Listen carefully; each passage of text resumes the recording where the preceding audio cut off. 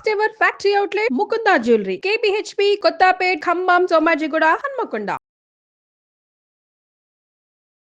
నమస్కారం, welcome to Suman TV. నేను గీతాంజలి. 2025వ సంవత్సరం వచ్చేసింది. మరి ద్వాదశ రాశుల్లో జన్మించిన వారి జాతక ఫలితాలు ఏ విధంగా ఉండబోతున్నాయి? మెరుగైన ఫలితాల కొరకు ఎటువంటి పరిహారాలు వారు చేసుకోవాలి?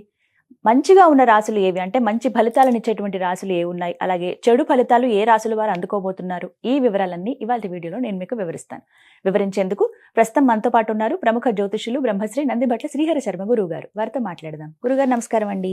వాగర్థ వివ సంపృక్తౌ వాగర్థ ప్రతిపత్తయే జగతః పితరౌ వందే పార్వతీ పరమేశ్వరౌ. సదాశివ సమారంభాం శంకరాచార్య మధ్యమాం అస్మదాచార్య పర్యంతం వందే గురు పరంపరాం. ఆదిత్యాయ చ సోమాయ మంగళాయ బుధాయ చ గురు శుక్ర శనిభ్యశ్చ రాహవే కేతవే నమః. శృంగేరి జగద్గురు పీఠాధిపతులకి, కంచి పీఠాధిపతులకి నమస్కారములు తెలియచేసుకుంటూ కార్యక్రమాన్ని ప్రారంభిద్దాం. వీక్షించేటువంటి సుమన్ టీవీ ప్రేక్షకులకి గమనిక, ఇప్పుడు మనం చెప్పుకోబోయేటువంటి రాశి ఫలాలు ఏవైతే ఉన్నాయో అవన్నీ కూడా ఆంగ్ల నూతన సంవత్సర గమనాన్ని దృష్టిలో పెట్టుకొని జనవరి 1వ తారీఖు నుంచి డిసెంబర్ 31వ తారీఖు వరకు మాత్రమే ఉన్నటువంటి గ్రహాల స్థితిగతులను బట్టి వివిధ రాశుల వారికి ఏ విధంగా ఉండబోతుందో తెలుసుకుందాం. మనకు సాంప్రదాయానుసారంగా వచ్చేటువంటి ఉగాది నుంచి ప్రారంభమయ్యే రాశి ఫలితాలని, అనగా వచ్చే విశ్వావసునామ సంవత్సరానికి సంబంధించి ఉగాది ప్రారంభమయ్యడానికి అంటే ముందుగా మళ్ళీ ఆ యొక్క ఉగాది సందర్భంగా మళ్ళీ వివిధ రాశుల వారికి సంబంధించి రాశుల ఫలితాలు ఇవ్వడానికి ప్రయత్నం చేస్తాను. కాబట్టి ఇటువంటి దాంట్లో ప్రపంచమంతా అంగీకరిస్తున్నటువంటిది 2025 నూతన సంవత్సరం. అదేవిధంగా మనము కూడా ఆంగ్ల నూతన సంవత్సరం అనేటువంటి భావనతో ఈ యొక్క కార్యక్రమం చేస్తున్నాం. అదే ఉగాది నాడైతే మార్చి 29వ తారీఖు నుంచి మళ్ళీ 2026, 28 వరకు ఉండేటువంటి గమనం వరకు ఉండేది చెప్పేటువంటిది. అవి మనం మరియు వీడియోలో తెలియజేసుకుందాం. అదే అడగబోతున్నాను గురుగారు. అంటే సాధారణంగా ఒకటే ప్రశ్న అడుగుతారు, ఉగాది కదా అసలు చెప్పాలి జాతక ఫలితాలు అనేవి, ఈ లోపు ఏంటి అంటే ఒక సాంప్రదాయంగా అది కొనసాగిపోతుంది. అంటే మనకేమని చెప్పబడింది అంటే, ధర్మం ఏం చెప్పబడింది శాస్త్రంలో అంటేనమ్మా, ప్రపంచమంతా ఏది ఒక విషయం గురించి ఒక తాటి మీద ఉంటుందో అది ధర్మమే కూర్చుంటుంది, శాస్త్రమే కూర్చుంటుంది. ఇక మరి ద్వాదశ రాశుల వారి జాతక ఫలితాలు తెలుసుకుందాం. ముందుగా గ్రహస్థితులు ఏ విధంగా ఉన్నాయో తెలియచేస్తారా? జనవరి 1, 2025 నుంచి. ఇక గ్రహస్థితిలో గనక గమనించుకున్నట్లయితే ముఖ్యంగా గురువు 9th మే వరకు కూడాను ఈ వృషభ రాశిలో సంచారం చేస్తున్నాడు. 9th మే నుంచి మిథున రాశిలోకి సంచారం, 9th మే నుంచి సెప్టెంబర్ 27వ తారీఖు వరకు. ఇక సెప్టెంబర్ 28 నుంచి నవంబర్ 11వ తారీఖు వరకు కర్కాటక రాశిలో. ఇక నవంబర్ 12వ తారీఖు నుంచి డిసెంబర్ 28 వరకు కర్కాటక రాశిలోనే వక్రీకరించే స్థితి పొంది ఉండడం. ఇక శని భగవాన్ల వారిని కనుక చూసుకున్నట్లయితే 15 ఏప్రిల్ వరకు కుంభరాశిలో సంచారం చేస్తున్నారు. 16 ఏప్రిల్ నుంచి అక్టోబర్ 9వ తారీఖు వరకు మీనరాశిలో సంచారం. ఈ మధ్య కాలంలో జూలై 8వ తారీఖు నుంచి వక్రీకరించి మీనరాశిలోనే సంచారం చేస్తున్నాడు. అలాగే అక్టోబర్ 10వ తారీఖు నుంచి కుంభరాశిలో సంచారం చేస్తూ వక్రీకరించి కుంభరాశిలో, నవంబర్ 26వ తారీఖు నుంచి వక్రత్యాగము శని భగవాన్ల వారు చేస్తున్నారు. ఇక రాహుకేతులు కనుక చూసుకున్నట్లయితే 15 మే వరకు కేతువు కన్యలో మరియు రాహువు మీనరాశిలోకి, అలాగే 16 మే నుంచి సింహరాశిలో కేతువు, అలాగే కుంభరాశిలో 16 మే నుంచి రాహుగ్రహ సంచారం జరుగుతుంది. ఇక్కడ గమనించుకున్నట్లయితే ఇక్కడ వీక్షించేటువంటి ప్రేక్షకులకు అందరికీ తెలియజేయాల్సినటువంటిది అంశం ఏంటంటే, ముఖ్యంగా అందరూ ఈ ద్వాదశ రాశుల గురించి రాగానే అందరూ ఆలోచించేటువంటిది ముఖ్యంగా శని దోషం, ఏలినాటి శని, అష్టమ శని, అర్ధాష్టమ శని, కంటక శని, యోగ శని, ఈ శని దోషాలు. అయితే ఇక్కడ 15 ఏప్రిల్ వరకు శని కుంభరాశిలో సంచారం చేస్తూ 16 ఏప్రిల్ నుంచి మీనరాశిలోకి సంచారం చేస్తున్నా, ఈ యొక్క జూలై 8 నుంచి మీనరాశిలోనే సంచారం చేస్తూ వక్రీకరించినటువంటి కారణం చేత మళ్ళీ ఈ కుంభరాశి ఫలితాన్ని ఇస్తాడు. అక్టోబర్ 10న కుంభరాశిలోనే వక్రీకరించి ఉన్నటువంటి స్థితిగతుల చేత ఏమవుతుంది, మళ్ళీ మకర రాశి ఫలితాన్ని శని భగవానులు ఇస్తారు. కాబట్టి అర్థం చేసుకోవాల్సినటువంటి అంశం ఏంటంటే, ఎవరికి కూడాను ఈ సంవత్సరం శని భగవానుడు యోగదాయకంగా పూర్తిగా లేడు.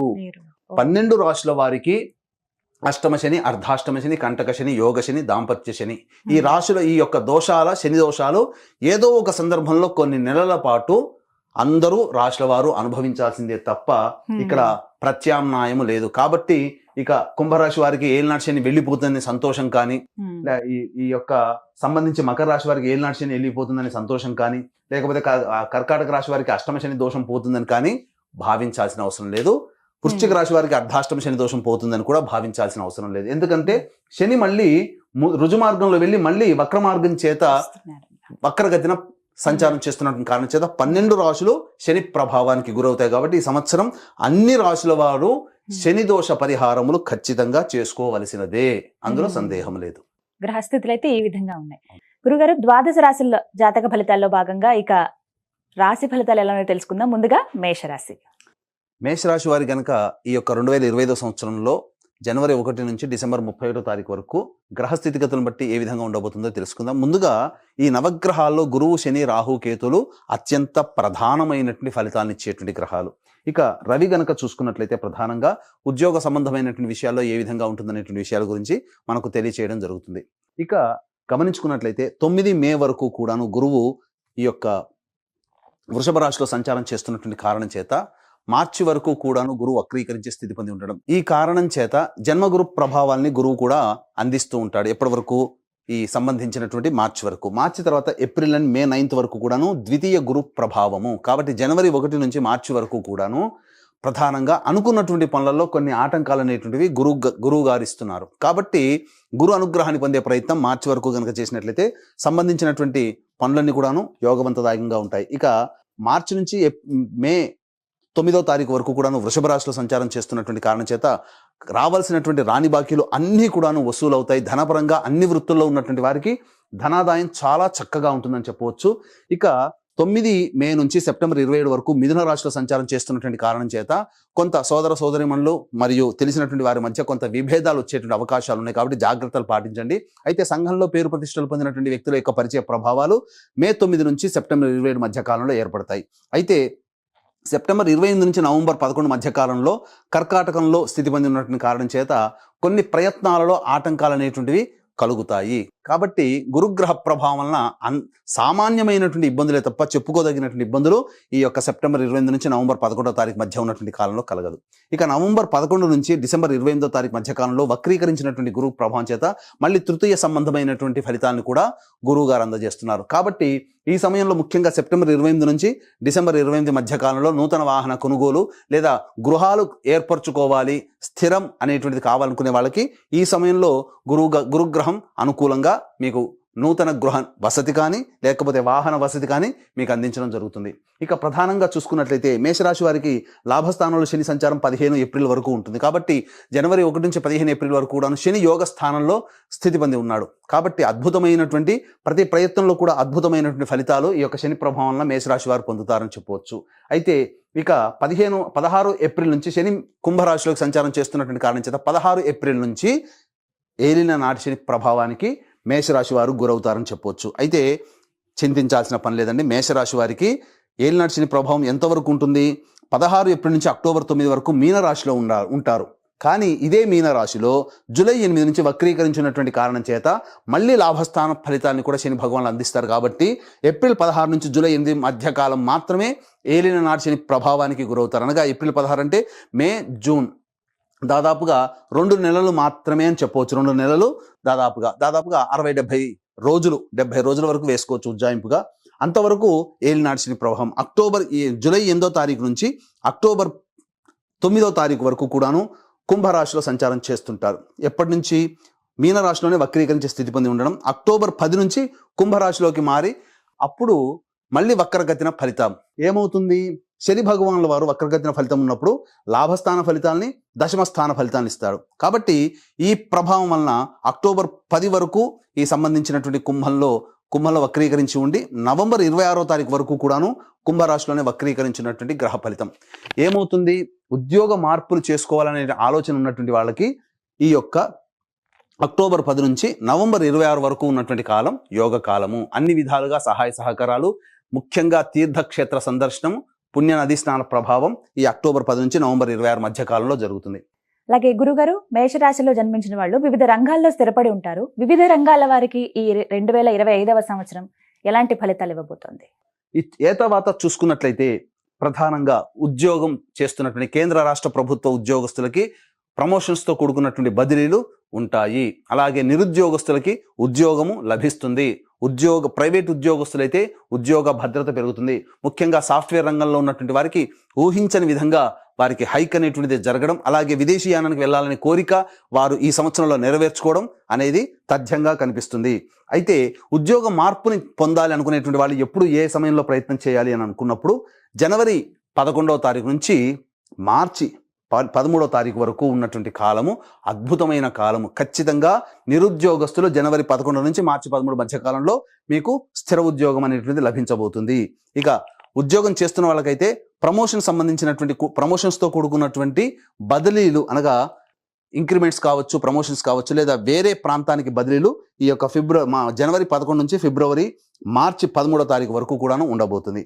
మళ్ళీ ఇక మారినటువంటి ఉద్యోగంలో ప్రయత్నంలో కానీ లేకపోతే చేస్తున్నటువంటి ఉద్యోగంలో మళ్ళీ ఎప్పుడైనా కానీ మార్పు కనబడుతుందా, నిరుద్యోగస్తులు మళ్ళీ ఏదైనా కొత్తగా ఉద్యోగం మళ్ళీ చేస్తున్నటువంటి ఉద్యోగం నుంచి ఎప్పుడు మళ్ళీ మార్చుకోవాలి అనుకున్నప్పుడు అనుకూలమైనటువంటి సమయం జూన్ 14 నుంచి జూలై 14 మధ్య కాలంలో అనుకూలమైనటువంటి సమయంగా చెప్పబడి ఉంటుంది.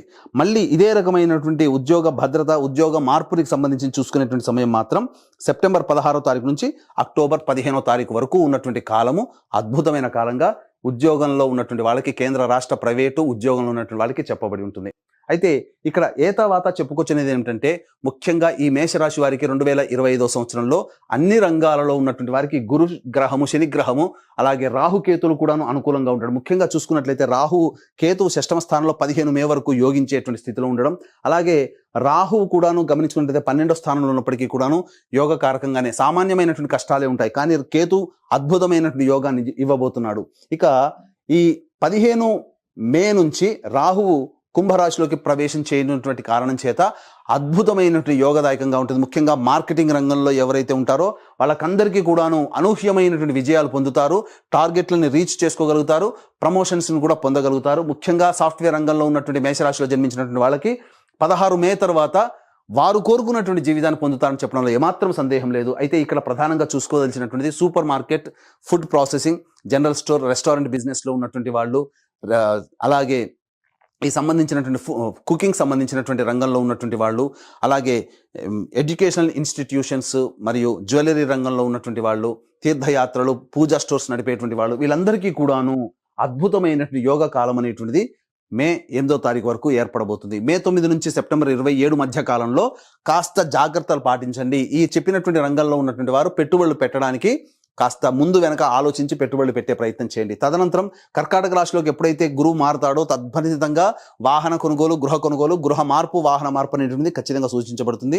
ఈ సంబంధించినటువంటి ఈ ముఖ్యంగా ఎడిబుల్ ఆయిల్స్ రంగంలో ఉన్నటువంటి వాళ్ళు, తోలు పరిశ్రమలకు సంబంధించినటువంటి వాళ్ళు, అలాగే స్టీల్ రంగంలో ఉన్నటువంటి వారు, ఇనుము వ్యాపారం చేసేటువంటి వాళ్ళకి అందరికీ కూడాను ఈ సంవత్సరం అద్భుతమైనటువంటి యోగదాయకంగా ఉంటుంది.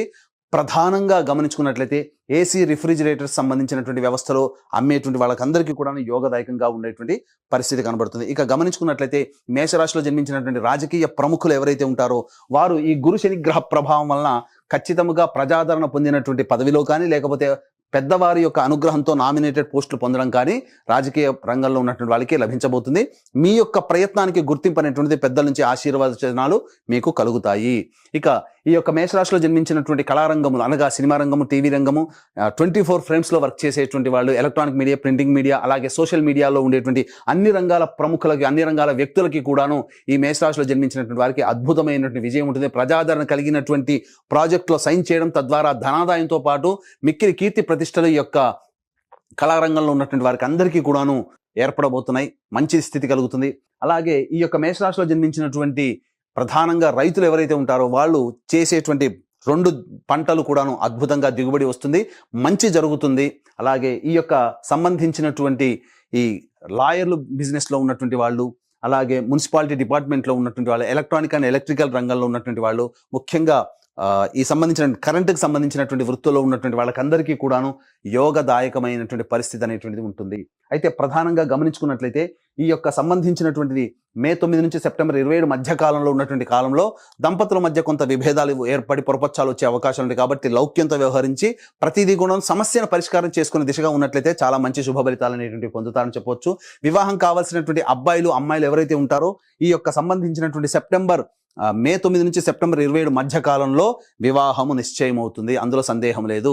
అలాగే మార్చి లోపల కూడా వివాహ ప్రయత్నాలు చేస్తే, జనవరి నుంచి మార్చి లోపల వివాహ ప్రయత్నాలు చేసినా అవి వివాహం చక్కగా కుదిరి దాంపత్య జీవితంలోకి అడుగు పెడతారని చెప్పొచ్చు. అయితే పూర్వంలో అనగా 2024 సంవత్సరంలో దంపతులుగా ఉన్నటువంటి వాళ్ళకి ఏవైనా విభేదాలు వచ్చినా, అలాగే భాగస్వామ్య వ్యాపారంలో ఉన్నటువంటి వాళ్ళు ఏమైనా విభేదాలు వచ్చినా అవన్నీ కూడాను కూర్చొని పరిష్కరించుకొని మళ్ళీ తిరిగి మంచి సుఖ జీవనాన్ని పొందే అవకాశం ఈ యొక్క 2025 సంవత్సరంలో మేషరాశిలో జన్మించినటువంటి వాళ్ళకి ఉంటుందని చెప్పొచ్చు. ముఖ్యంగా విద్యార్థులకి జ్ఞాపక శక్తి అధికంగా ఉండడము, చేస్తున్నటువంటి ఈ యొక్క ప్రవేశ పరీక్షల్లో మీ యొక్క శ్రమకు తగినటువంటి ఫలితం కనబడుతూ ఉండడము, అధిక శాతం ఉత్తీర్ణత శాతాన్ని పొందడము, తద్వారా మీరు కోరుకున్నటువంటి యూనివర్సిటీలో మీకు ప్రవేశం జరగడం అనేటువంటిది గోచరం అవుతుంది.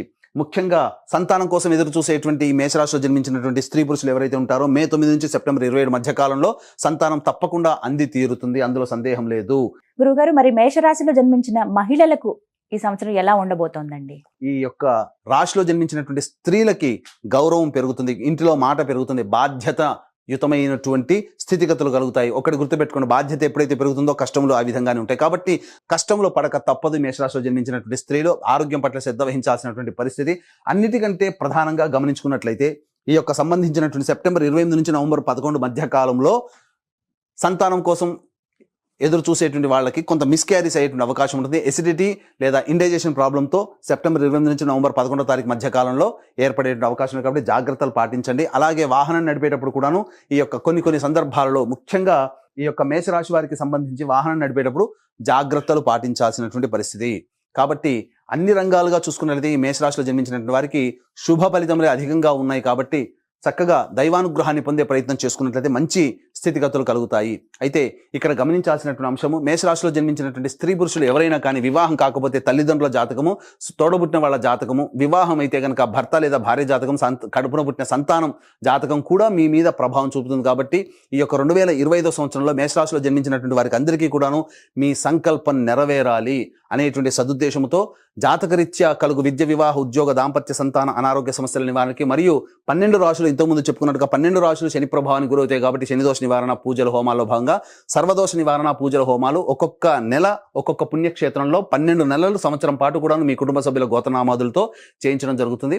అవకాశం ఉన్న వాళ్ళు కార్యక్రమ తదనంతరం కాంటాక్ట్ చేసి మీ గోత్రనామాదులు నమోదు చేసుకోవచ్చు. అలాగే తండ్రి వైపు 6 తరాలు, తల్లి వైపు 3 తరాలు, భర్త వైపు 6 తరాలు, భార్య వైపు 3 తరాల్లో ఏవైనా దుర్మరణాలున్నా, లివర్ ప్రాబ్లం, కిడ్నీ ప్రాబ్లం, క్యాన్సర్తో ఎవరైనా కుటుంబ సభ్యులు మరణించినా, 60 సంవత్సరాల లోపల కుటుంబ సభ్యులు ఎవరైనా చనిపోయినా వాటిని పితృదోషం అంటారు. కాబట్టి ప్రతి నెల పితృదోష నివారణ కార్యక్రమాలు కూడా పీఠం ఆధ్వర్యంలో జరిపించబడుతున్నాయి. వాటి వివరాలు కార్యక్రమ తదనంతరం కాంటాక్ట్ చేసి తెలుసుకోవచ్చు. గురుగారు, మరి జాతక ఫలితం ఏ విధంగా ఉంటుందో చెప్పారు. సాధ్యమైనంత వరకు బాగుంటుందని చెబుతున్నారు. ఇంకా మెరుగైన ఫలితాలు వారు పొందాలంటే కనుక ఎటువంటి పరిహారాలు చేసుకుంటే బాగుంటుంది మేషరాశి వారు? మేషరాశి వారు ప్రధానంగా ప్రతిరోజు దత్తాష్టకము, అలాగే కాలభైరవాష్టకము, రుద్ర కవచము ప్రతిరోజు కూడా రోజుకు 3 సార్లు పారాయణం చేస్తూ, మంగళవారం నాడు ఉపవాస నియమాన్ని పాటిస్తూ కనుక ఉన్నట్లయితే ఈ 2025 సంవత్సరంలో వచ్చేటువంటి సమస్యలు చాలా మటుకు పరిష్కరించుకోగలుగుతారు. అయితే ఇప్పుడు చెప్పినటువంటి విధంగా ఈ ఫలితాలకి భిన్నంగా మీ యొక్క జీవితం ఉన్నట్లయితే మీ యొక్క జన్మజాతకంలోనే నడుస్తున్నటువంటి గ్రహ దశాంతర దశల ప్రభావాలు కావున దగ్గరలోని మంచి ఉపాసనా పరులైనటువంటి జ్యోతిష్య పండితుని సంప్రదించి వారి సలహాలు, సూచనలు కనుక పాటించినట్లయితే మరింత మెరుగైనటువంటి జీవితాన్ని పొందుతారని ఆశిస్తూ సర్వం శ్రీ ఉమామహేశ్వర పరబ్రహ్మార్పణమస్తు. ఈ 2025 సంవత్సరంలో మేషరాశి వారి జాతక ఫలితాలు, అలాగే వారు చేసుకోవాల్సిన పరిహారాలు చక్కగా వివరించారు గురుగారు. నమస్కారం.